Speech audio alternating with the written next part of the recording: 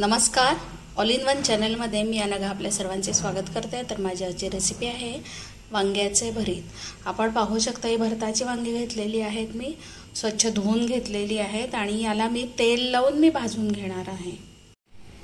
मी ही वांगी आहेत ती भाजून घेतलेली आहेत. आपण पाहू शकता याला तेल लावल्यामुळे अशी स्मोकी अशी खरपूस भाजली गेलेली आहे ती वांगी. आणि इथे मी कांदा पण चिरून घेतलेला आहे. कांदा बारीक चिरून घ्यावा आणि मी आता फोडणी करून त्यामध्ये कांदा परतून हे वांगं सगळं मिक्स करेन. ही जी वांगी आहे तर ही मी पाण्याने धुवून घेणार आहे. नळाखाली मी धरणार आहे ही वांगी, त्यामुळे याची वरची सालं जी असतात ही खरपूस झालेली काळ्या रंगाची ती लगेच निघण्यास मदत होते. जर आपण पाण्याने सिंकच्या नळाखाली जर आपण धरली तर ही सहजरित्या याची सालं निघतात. तर मी हे देठ काढून ह्याची सालं सगळी काढून व्यवस्थित मिक्स करून घेईन. मी फोडणी करून घेतलेली आहे. जिरे, मोहरी आणि कांदा हे सगळं घातलेलं आहे आणि यानंतर मी कांदा छानपैकी परतून घेईन.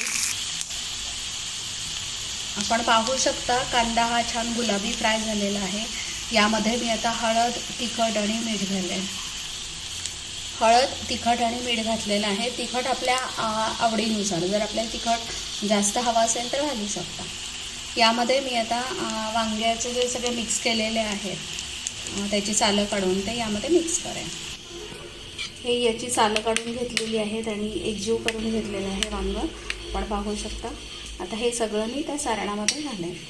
आपलं खमंग भरीत तयार होईल. मिक्स करून घेऊयात.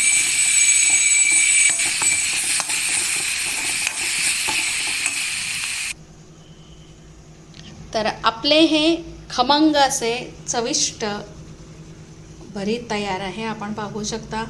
आणि जे माझे व्ह्यूवर्स आहेत, जे भरीत प्रेमी आहेत, तर त्यांनीही हे करून पहा. म्हणजे आपणही हे करा आणि ऑल इन वन चॅनलला लाईक करा, सबस्क्राईब करा आणि शेअर करा.